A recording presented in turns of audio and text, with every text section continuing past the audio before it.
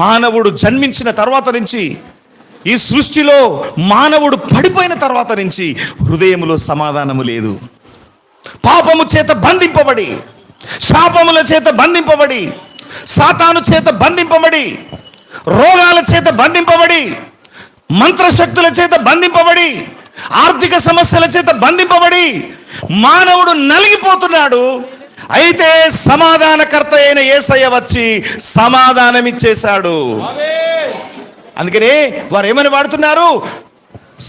సర్వోన్నతమైన స్థలములలో దేవునికి మహిమయు, ఆయనకిష్టులైన మనుషులకు భూమి మీద సమాధానము కలుగునుగాక అని దేవుని స్తోత్రము చేయుచుండెను. సమాధానం ఎవరికిచ్చాడు? ఆయన రాజ్యములో ఉన్నవారు. ఆమేన్.